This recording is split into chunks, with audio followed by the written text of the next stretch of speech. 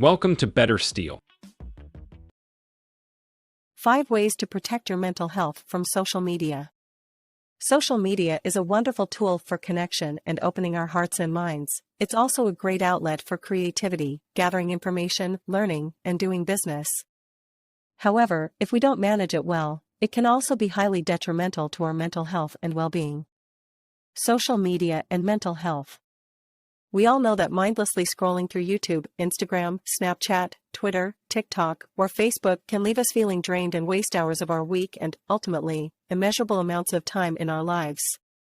We also know that the challenges around social media are prevalent and continue to increase, with countless studies emphasizing the drastic negative impact.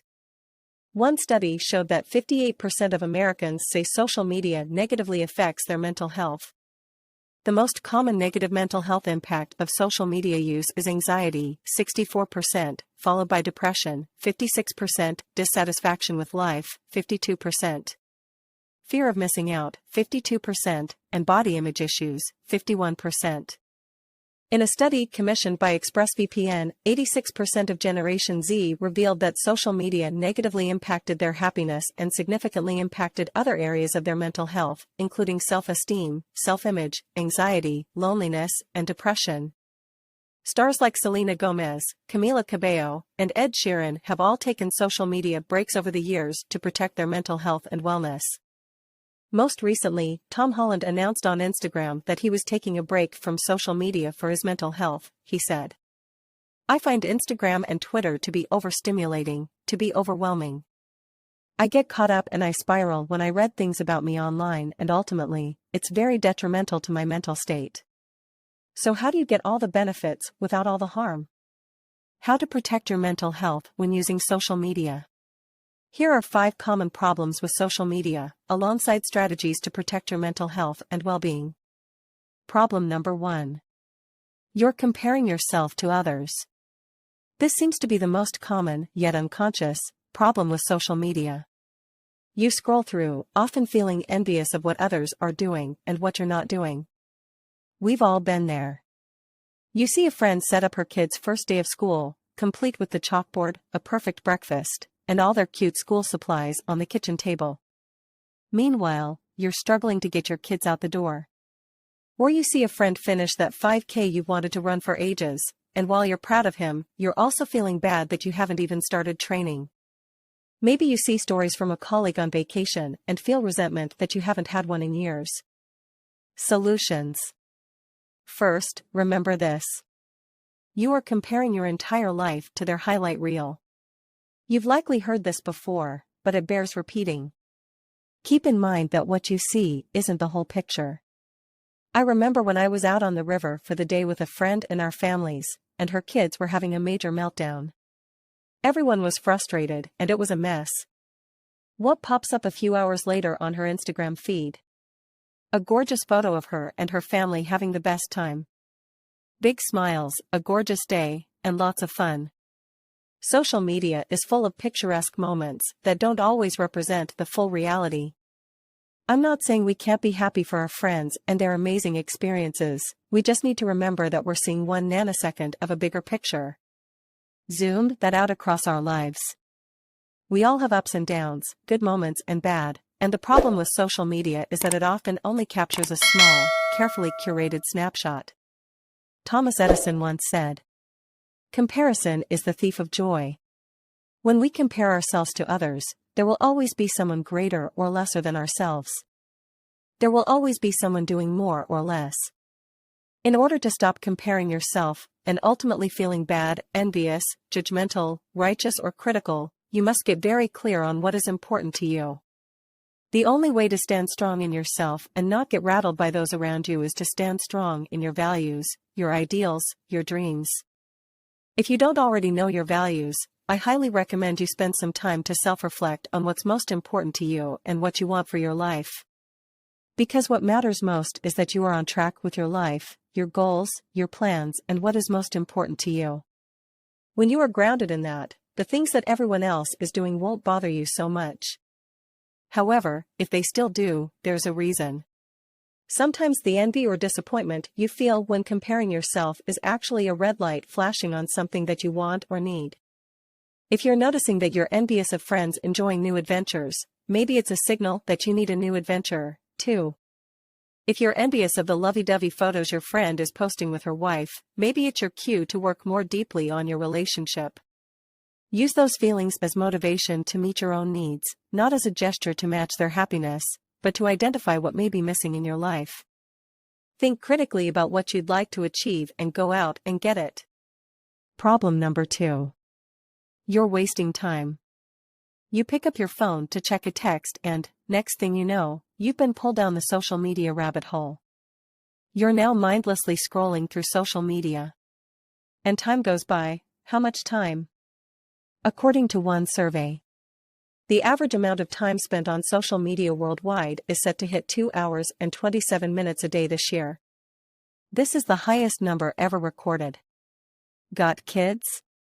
On average, tweens, ages 8 to 12, spend 5 hours and 33 minutes and teens, ages 13 to 18, spend 8 hours and 39 minutes on social media. That is literally more than a full-time job. In addition, the average American checks their phone 96 times per day, or once every 10 to 12 minutes. We touch our phones up to 2,617 times per day and unlock our phones 150 times on average.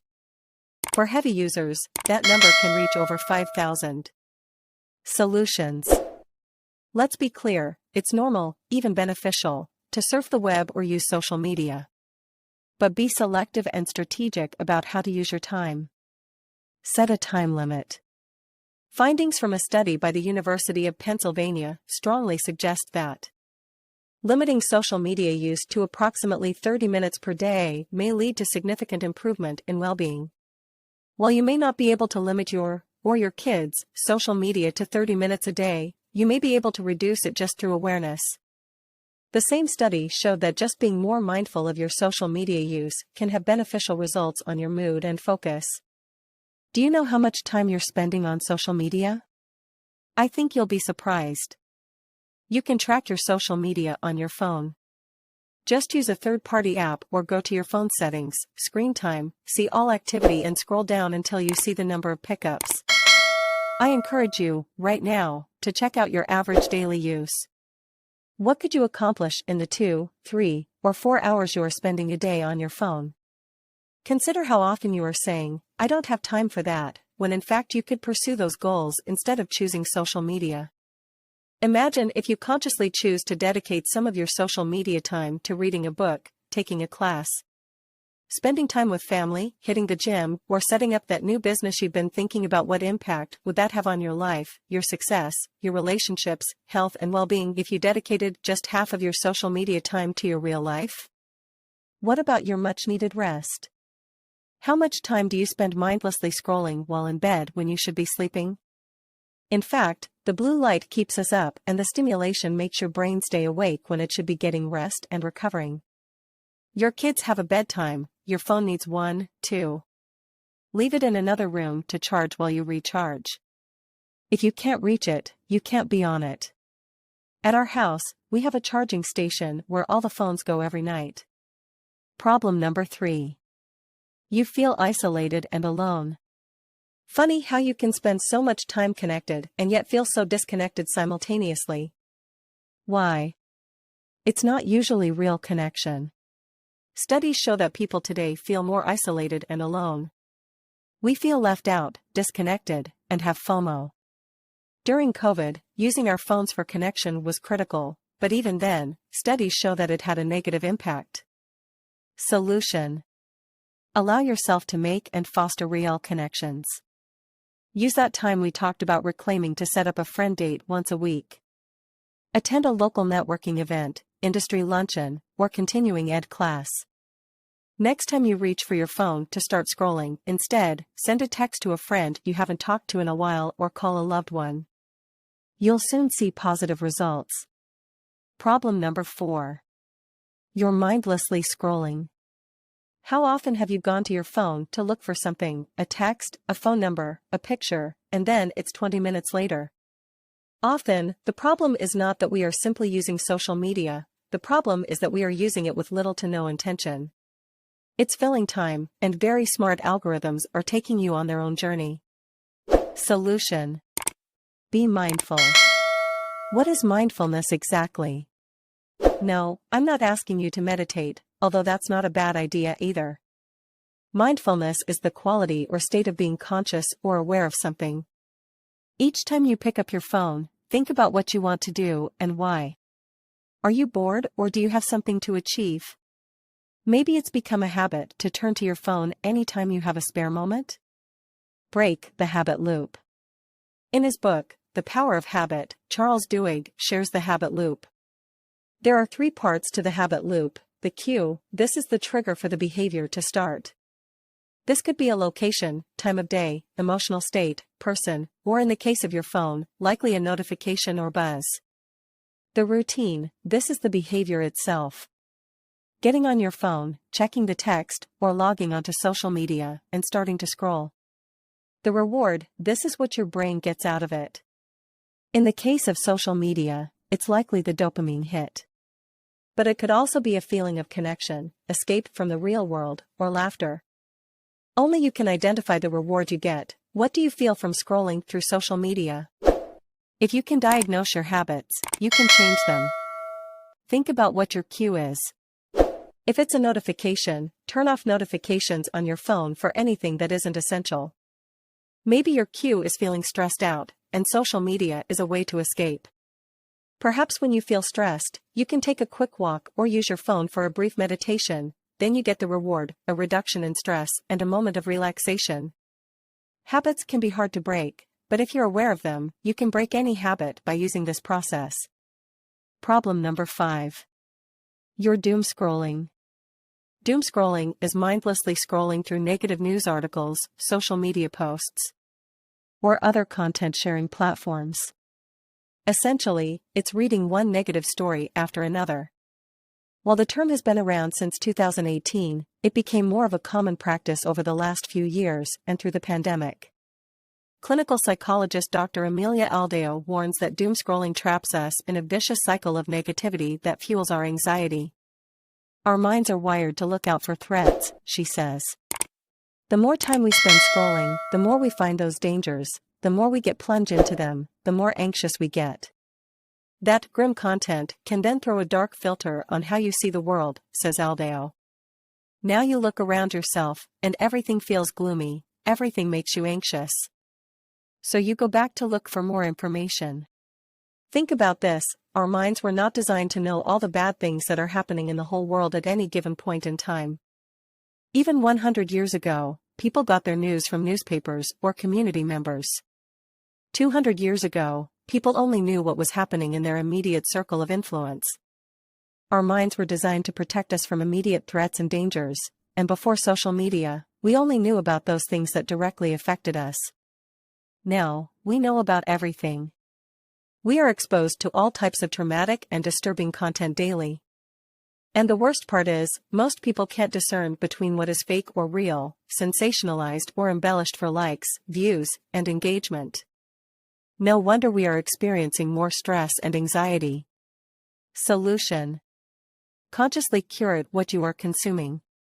When you scroll, pay attention to how you feel. Pause and notice your energy. What makes you feel joy, connection, love, and spark awe or wonder? What makes you feel envious, judgmental, sad, angry, or less than? Then, take action by removing or unfollowing accounts that make you feel horrible, envious, or worried. Now, add some positivity to your social media feed, seek out things that make you feel happy and secure, and follow people with an optimistic worldview. Love puppies? Into good food? Flowers make you happy? Need a good laugh? Follow accounts that bring you joy or give you a sense of peace and positivity about the world. Bottom line: the key is not to stop using social media altogether. The key is to take control of how you use it. Think critically about how you can use the power of social media to expand and improve your life. Identify the problems you are facing from misuse and overuse and implement strategies such as these to reduce their negative impact and help you reclaim your mental health, well-being, and joy.